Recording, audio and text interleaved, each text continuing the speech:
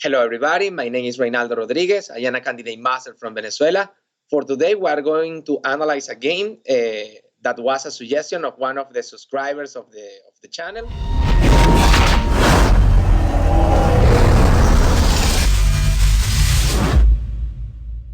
The game suggested was one played between Mikhail Tal and Aquiles Amparan.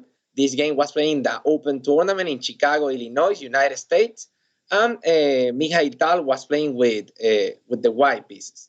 So in this game, Misha Tal opened with E4 in his classical style, and his opponent, sorry, let me go to yeah, here we go. Okay, E4. So, and his opponent replied with C5. This is the Sicilian defense. Now Nf3 Nc6, classical stuff. And here Bishop B5. We have the first important decision of the game, what determines the character of the game. Normally here everybody play D4, and this is known as the open system. And the Sicilian player, especially at club level, is used to be very well prepared in the main line. So move like Bishop D5, for example, like Knight C3 instead of Knight F3, they are lapping Sicilian with C3 directly, are moves that really test black knowledge of secondary lines. So Mikhail Tal is doing that in this game, and his opponent continued with G6. And now here we have C3. About this move, the main move, probably here according to the theory, let me verify that. Okay, in the database we have the two main moves in this position is short castle, but probably a move a little bit more flexible will be the immediate capture of the bishop for the knight, creating the damage in the structure. But this move is really very flexible. This resembles the lapping variation of the Sicilian defense. Basically, the idea is play d4 and have the possibility to recapture in the center with the pawn to kick the central control. In the open system, when white play d4 directly, black have to recapture with the knight, and that can create some imbalance in the pawn structure. So keeping the central control, white will preserve the advantage of space. So that's the idea of c3. Black here continue with bishop g7. About with the c3 move, white is losing the possibility to defend the pawn with the knight. And for that reason, the most logical continuation for black, it should be put pressure on the pawn, normally with probably d5 or knight f6. According to the database, knight f6, it will be the main continuation. Okay, when the knight goes out, the knight was developed, but without central support, what allows e5, knight e5. Finally, white can do the central expansion and have the possibility to recapture with the pawn in some of the lines. So this will be the main line. But okay, black did bishop g7 instead of knight f6, and Mikhail Tal continued with the central expansion with d4. So now, thanks to this advance, Tal is ready to keep pushing to d5 in some circumstance, attacking the knight that it will be unstable there. So black took, and now queen b6. This is an attempt to try to punish white way to develop the pieces, because now the queen is attacking the bishop, but also is attacking the pawn on d4. So there is 3 attackers versus 2 defenders, and the bishop is also hanging. Really, right now, don't look like a situation that white can address without lose material. But as we are in the opening phase, we need to do opening stuff. So here, black, without central control and without develop the piece and with the king in the middle, play a queen move trying to capture a pawn in the center of the board. So Mikhail Tal accepted the challenge. He developed the pieces, sacrificing the pawn on d4. So black took d4, starting with the less valuable pieces, and probably this is the losing move of the game, because there is a tactical idea, and this is a common pattern that black overlooked here. Probably, okay, black thought that is ready to simplify, is chasing the bishop and winning a pawn, why not? But here Misha have a very powerful reply, taking the outputs on d5 and creating the threat.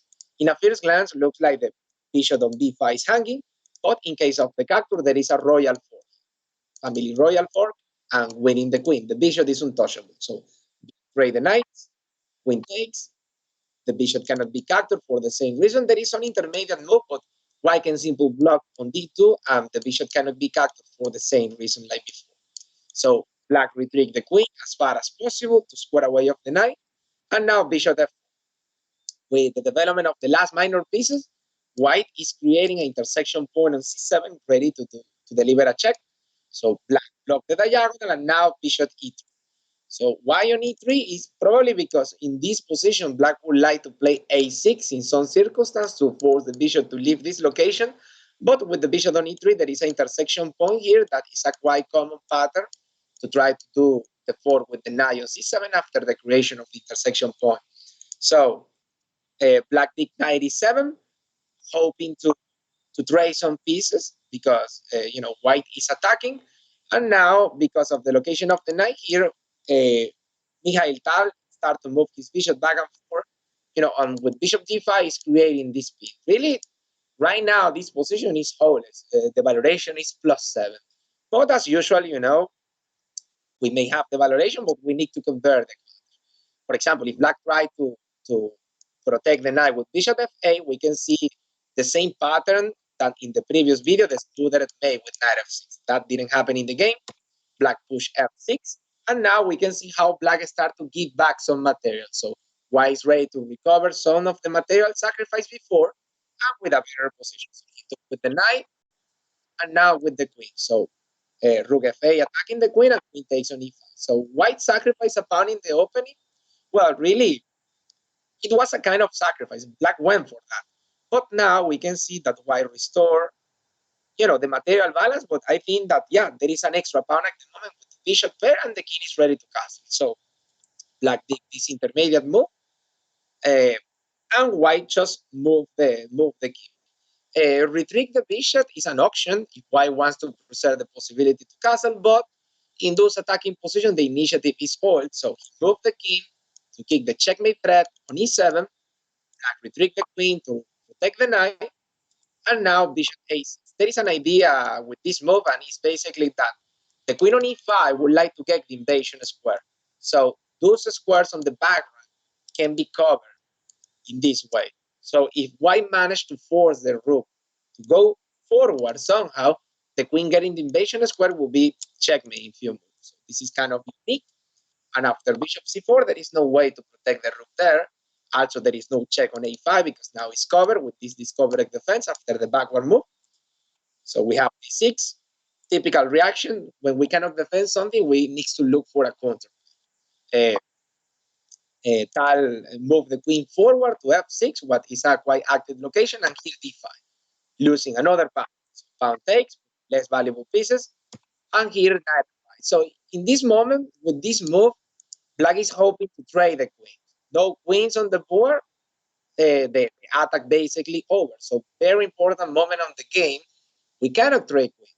So loyal to his style, Mikhail Tal keep developing new pieces into the attack. e1 check, king d7, and now this sequence is more, it's completely forces on until the check. Bishop b5 check, king c7, rook c1 check. Notice that the king cannot escape forward because the 6th rank is covered by the queen. So king b8, now check. Now we can see the power of the bishop pair, especially the dark square bishop did a lot of damage during all the game. So bishop f4 check, and now finally black decides to resign. So about the learning of this game, points to highlight. Do opening things in the opening phase. Develop the pieces and don't grab pawns. Because, if you start to capture some pawns without develop the pieces, the initiative can be too much, especially when you do this as flag. Okay? So, well, guys, I hope you enjoy the analysis and the comment. For our viewer that suggests this game, thank you very much for the suggestion. I found this quite interesting and overall didactical. So don't forget, if you enjoyed the content, like and subscribe, share with your friends. Thank you very much for watching, and hope to see you in a new video. Bye.